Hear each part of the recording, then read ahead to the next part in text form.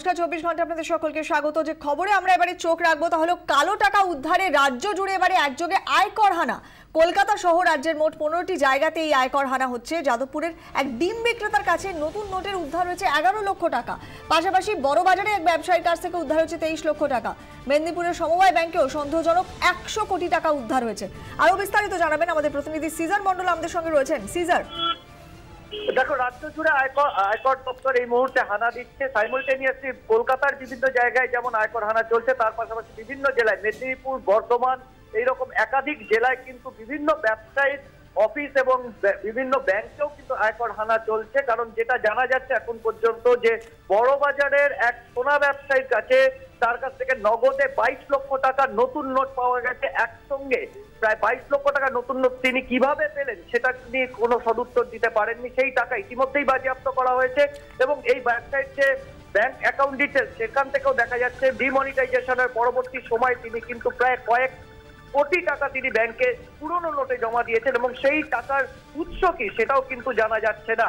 ঠিক একইভাবে যাদবপুর পালবাজার এলাকায় এক ডিম বিক্রেতার দোকানে হানা দিয়ে 11 লক্ষ টাকার নতুন টাকা পাওয়া গেছে এবং তারও যে ব্যবসায়িক লেনদেন যেটা পাওয়া যাচ্ছে বিভিন্ন অ্যাকাউন্টে, তিনি যে পুরনো নোট জমা দিয়েছেন সেটাও কয়েক কোটি টাকার এবং সেই টাকা কোথা থেকে এসেছে তিনিও কিন্তু সেই সোর্স বলতে পারছেন না। পাশাপাশি মেদিনীপুরের কয়েকটি কোঅপারেটিভ ব্যাংকে ইতিমধ্যেই আয়কর দপ্তর যে নথি পেয়েছে তাতে দেখা যাচ্ছে ডিমনিটাইজেশনের পরবর্তীতে 100 কোটি টাকারও বেশি জমা পড়েছে এবং এই গোটা লেনদেনটাই কিন্তু মনে করছেন আয়কর দপ্তরের কর্তারা এটা সন্দেহজনক লেনদেন, কারণ পুরোটাই নগদে পুরনো নোটে জমা পড়েছে এবং তারা মনে করছেন যে কালো টাকাই সাদা করবার জন্য এই বিপুল পরিমাণ টাকা কয়েকটি ব্যাংকের ব্রাঞ্চে পড়েছে, সমবায় ব্যাংকের এবং একটি নির্দিষ্ট জায়গার মধ্যে, এবং সেখানেও সেই সমস্ত হিসেব খতিয়ে রাখা হচ্ছে এবং অ্যাকাউন্টগুলো বর্তমানে কিন্তু ফ্রিজ করার সিদ্ধান্ত নিয়েছে আয়কর দপ্তর। সেখানে কোনো ধরনের লেনদেন হবে না এবং যখন প্রমাণ পাওয়া যাবে যেটা কালো টাকা, তাহলে সেই টাকা কিন্তু বাজেয়াপ্ত করা হবে। সিজার, আপাতত অনেক ধন্যবাদ। আবারও তোমার সঙ্গে আমরা পরে যোগাযোগ করব। কথা বললাম আমাদের প্রতিনিধি সিজার মন্ডলের সঙ্গে এবং রাজ্য জুড়ে এই মুহূর্তে কালো টাকা উদ্ধারে একযোগে আয়কর হানা। আর এরপরে আমরা যে খবরে চোখ রাখবো তা হলো যেটা আমরা জানতে পারছি, গত বছরের তুলনায় ইপিএফে সুদের হার কমেছে। 2016-17 সুদের হার হচ্ছে 8.65%, আর আগের বছর এই সুদের হারই ছিল 8.8%। আজকে পিএফ ট্রাস্টি বোর্ডের বৈঠকে এই সিদ্ধান্ত নেওয়া হয়। সরকারি এবং বেসরকারি মিলিয়ে 4 কোটিরও বেশি চাকুরিজীবীর ইপিএফতে প্রভিডেন্ট ফান্ড অ্যাকাউন্ট রয়েছে। সুদের হার অপরিবর্তিত রাখলে এবছরে ঘাটতি হতো 383 কোটি টাকা। গত বছরের উদ্বৃত্ত যে 409 কোটি টাকা দিয়ে সেই ঘাটতি পূরণ করা সম্ভব ছিল। সূত্রের খবর, অর্থমন্ত্রকের কর্তাদের সেই কথা বোঝানোরই চেষ্টা করেছেন শ্রম মন্ত্রকের উচ্চপদস্থ আধিকারিকরা, তবে শেষ পর্যন্ত সুদের হার কমলই। ঘাটতি কমাতে এবছরের গোড়াতেই প্রভিডেন্ট ফান্ডে সুদের হার কমানোর ইঙ্গিত দেয় অর্থমন্ত্রক। আমাদের সঙ্গে এই মুহূর্তে টেলিফোনে রয়েছেন অর্থনীতিবিদ অজিত দে, কথা বলবো তার সঙ্গে। অজিত বাবু, এই যে যা অবশেষে ইপিএফ এর সুদের হার কমিয়ে দেওয়া হলো, সাধারণ মানুষ তাহলে এক্ষেত্রে কোথায় যাবেন? কারণ শেয়ার মার্কেটও ভালো আমরা দেখেছি, ততদিক ভালো নয়। ডিমনিটাইজেশনের কি এফেক্ট পড়ছে আমরা প্রত্যেকেই দেখতে পাচ্ছি। সাধারণ মানুষের সঞ্চয়ের উপরে এবারে এই একটা কোপ এলো, আপনার ঠিক কি মনে হয়, কিভাবে দেখছেন বিষয়টা? দেখুন, অলরেডি ব্যাংক যে ইন্টারেস্ট দিচ্ছে বা ব্যাংকের যা ইন্টারেস্ট বা যেখান থেকে ওরা আরো রোজগার করে, যে ইন্টারেস্টটা যেখানে টাকাটা লাগায়, আর ইল্ডটা অলরেডি কমে গেছে এবং সেই জন্য ওরা গতবারের যে সারপ্লাস ছিল এবারে সেই টাকাটা দিলে আবার তো এই বছরে শর্টফল হয়ে যেত, সেই শর্টফল মেবি বেশি হতো। এইটাই ভেবেচিন্তে ওরা ডিসাইড করে যে 15.15 তো ঠিক আছে। আমি ভেবেছিলাম 0.25 না করে দেয়, আর জায়গায় 0.15 করেছে, রিজনেবলি ঠিক আছে, কেননা ব্যাংক ইন্টারেস্ট অনেকটাই কমে গেছে। সেক্ষেত্রে আপনি মনে করছেন যে সাধারণ মানুষের মানে এই যেটা হয়েছে সেটা মোটামুটি ঠিকই আছে? আমার হিসেব অনুযায়ী ঠিকই আছে ওটা। অনেক ধন্যবাদ অজিত বাবু। আর এরপরে আমরা যে খবরে চোখ রাখবো তা হলো ব্যাংক এবং এটিএম এ টাকা তোলার ঊর্ধ্বসীমা উঠে যাচ্ছে। 30শে ডিসেম্বরের পর থেকে ঊর্ধ্বসীমা তুলে দেওয়া হচ্ছে, এমনটা আজকে জানিয়েছেন অর্থমন্ত্রকের রাষ্ট্রমন্ত্রী অর্জুন রাম মেঘাওয়াল। গত 8ই নভেম্বর 500 এবং 1000-এর নোট বাতিলের সঙ্গে সঙ্গে প্রধানমন্ত্রী ঘোষণা করেন যে ব্যাংক থেকে সপ্তাহে তোলা যাবে 20,000 টাকা, এটিএম থেকে 2,000 টাকা। 24শে নভেম্বরের পর থেকে ঊর্ধ্বসীমা বাড়ানো হবে বলে জানিয়ে দেন প্রধানমন্ত্রী। তবে কিছুদিনের মধ্যেই 20,000 থেকে বাড়িয়ে সাপ্তাহিক টাকা তোলার ঊর্ধ্বসীমা করা হয় 24,000 টাকা, এটিএম এ 2,500 টাকা। দেখা যায় ব্যাংকে লাইন দিয়েও 24,000 টাকা তুলতে পারছেন না সাধারণ মানুষ, কোথাও পাওয়া যাচ্ছে 5, কোথাও 10,000। এরই মধ্যে নগদহীন লেনদেনে জোর দিয়েছেন প্রধানমন্ত্রী। সাধারণ মানুষকে আকর্ষণ করতে কার্ড এবং অনলাইন লেনদেনের কয়েকটি ক্ষেত্রে ছাড়ও দেওয়া হয়। দিন দুয়েক আগেই অর্থমন্ত্রী জানিয়েছেন যত পরিমাণ নোট বাতিল হয়েছে তা আর ফিরবে না। জানা গেছে বাজারে 500 টাকার নোটের জোগান নেই, চাহিদার সঙ্গে সামঞ্জস্য রেখে ছাপাও হচ্ছে না নোট।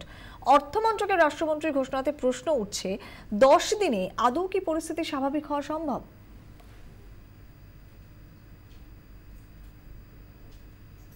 बाकी चीजें करेंगे विड्रॉल कैप भी कम करेंगे, आपकी चीजों को नॉर्मल भी करेंगे। आप देखिए 30 दिसंबर के बाद चीजें कितनी तेजी से नॉर्मल होती है, आपको खुद को ही पता चलेगा।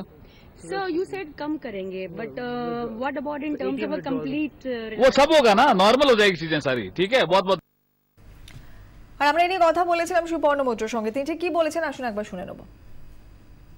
আমি ঠিক জানি না, তার কারণ যে নোটটা ছাপার কথা, সেই নোটটা যদি ছাপা না হয় পর্যাপ্ত পরিমাণে, তাহলে ব্যাংকে টাকাটা আসবেই বা কোথা থেকে, আর মানুষ ব্যাংকে বা এটিএম এ গেলে টাকাটা পাবেই বা কোথা থেকে?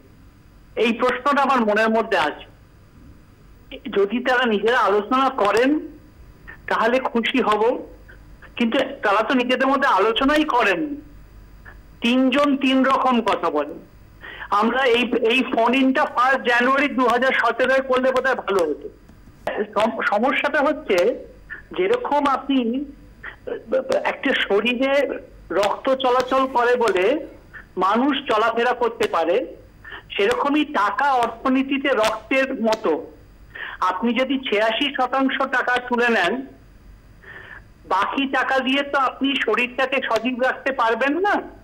সুতরাং সেই পর্যাপ্ত পরিমাণে যদি টাকার যোগান না থাকে তাহলে ব্যাংকরা দেবেন কি করে? আমার এটাই একটা প্রশ্ন। দেখুন, সবাই আশা রাখতেই ভালোবাসবেন, কিন্তু কেন্দ্রীয় সরকারের বারবার যে কথাগুলো কনফ্লিক্টিং মেসেজেস আসছে, সেখান থেকে মানুষ একটু সন্দিহান বোধ করছেন।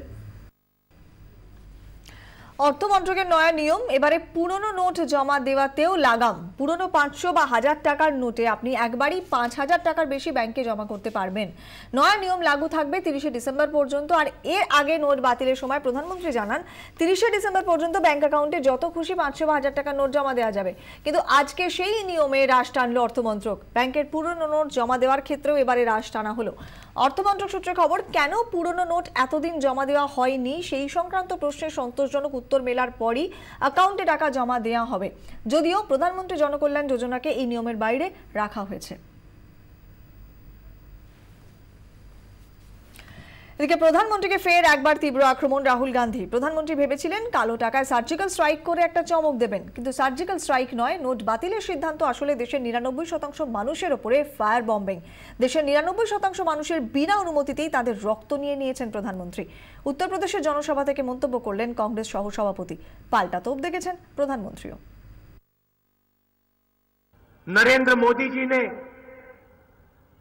हिंदुस्तान के 99% गरीब ईमानदार लोगों से बिना पूछे खून निकाल दिया। लोगों ने सवाल पूछना शुरू किया, मेरे 15 लाख रुपए कहां हैं? बैंक अकाउंट में नहीं आए। नरेंद्र मोदी जी घबराए तो एक नया आइडिया निकाला, एक नया इवेंट, सर्जिकल स्ट्राइक काले धन पे। चलो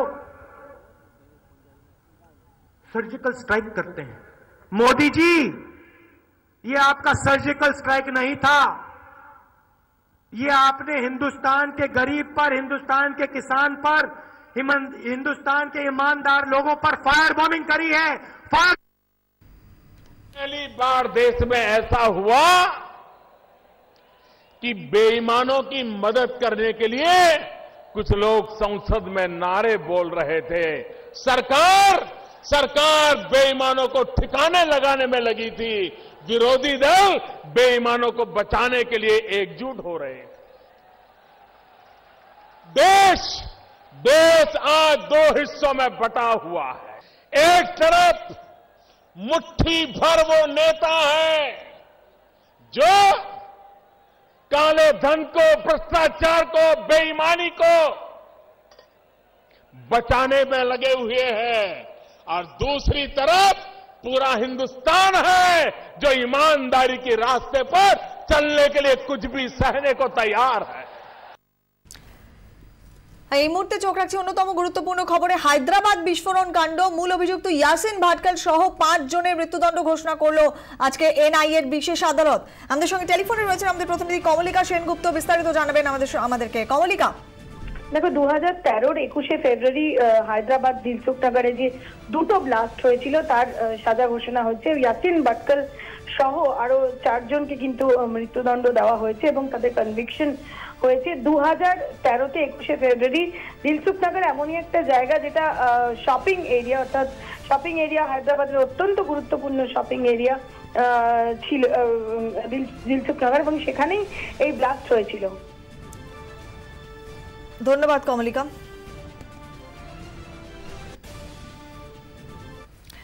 এরপরে চোখ রাখছি খেলার খবরে, কারণ সেখানেও ইতিহাস করেছেন আজকে করুণ নায়ার। দ্বিতীয় ভারতীয় হিসেবে টেস্টে 300 রান করেছেন করুণ নায়ার। চতুর্থ দিন 380 বলে 330 রান পূর্ণ করেন তিনি। প্রথম ভারতীয় ব্যাটসম্যান হিসেবে অভিষেকেই 100 রানকে 300 রানে রূপান্তরিত করলেন। 300 রান করার পথে 32টা 4 আর 4টে 6 তিনি মেরেছেন। 7 উইকেটে 759 রান তুলে ইনিংস ডিক্লেয়ার দিয়ে দিয়েছে ভারত। বিস্তারিত কথা বলবো, আমাদের সঙ্গে রয়েছেন আমাদের প্রতিনিধি সুশোভন মুখার্জি। সুশোভন, করুণ নায়ার নিঃসন্দেহে ইতিহাস তো করেছেন, সবথেকে গুরুত্বপূর্ণ একেবারে অভিষেক টেস্টেই শুরুই করলেন 300 ট্রিপল সেঞ্চুরি দিয়ে। দেখো, অবশ্যই বীরেন্দ্র সেহবাগ কিছুক্ষণ আগে মজা করে টুইট করে লিখেছেন যে তিনি 12 বছর 8 মাস ওয়েট করেছেন এই ক্লাবে, সেখানে কিন্তু তিনি দ্বিতীয় ভারতীয় হিসেবে যোগ দিলেন সেই ক্লাবে, 300 ক্লাবে। এবং কোনো ভারতীয় কিন্তু এর আগে অভিষেক 100 রানকে 300 রানে কনভার্ট করার কিন্তু ইতিহাস ছিল না, সেটা কিন্তু করুণ নায়ার চেন্নাইয়ে করলেন। এবং চতুর্থ দিনটা যদি আমরা দেখি, সারাদিনটা কিন্তু একের পর এক রেকর্ড ভেঙেছেন করুণ নায়ার। কেননা গতকাল 71 রানে অপরাজিত ছিলেন 136 বল খেলে, সেখানে কিন্তু আজকে তিনি 232 রান করলেন 245 বলে, এবং টেস্টে পর্যন্ত স্ট্রাইক রেট 94, যেটা আমরা ওয়ানডে ক্রিকেট বা টি20 ক্রিকেটে দেখতে পাই। ফলে বোঝাই যাচ্ছে কি বিধ্বংসী মেজাজে তিনি ব্যাট করেছেন, এবং গোটা ক্রিকেট দুনিয়া কিন্তু তাকে কুর্নিশ জানাচ্ছে। কেননা সবে মাত্র 3 নম্বর টেস্ট, এবং আজিঙ্কা রাহানে ছিলেন না, বেশ কয়েকজন ইন্ডিয়ান ক্রিকেটারের চোট কিন্তু তাকে সুযোগ করে দিয়েছিল, এবং সেই সুযোগটা কিন্তু তিনি পুরো মাত্রায় কাজে লাগালেন। এবং ভারত আজকে যে রান করেছে, যেটা আপনি কিছুক্ষণ আগে বলছিলেন যে 759 রান, এটা কিন্তু ভারতের টেস্ট ক্রিকেটের ইতিহাসে সর্বোচ্চ রান। সব মিলিয়ে বলতেই হয় যে গতকাল লোকেশ রাহুল 1 রানের জন্য 200 রান মিস করেছিলেন, আজ কিন্তু সেটা চেন্নাইয়ের দর্শকদের কাছে সুরে আসলে পুষিয়ে দিলেন এই করুণ নায়ার। একদমই, একবারে অনেক ধন্যবাদ সুশোভন।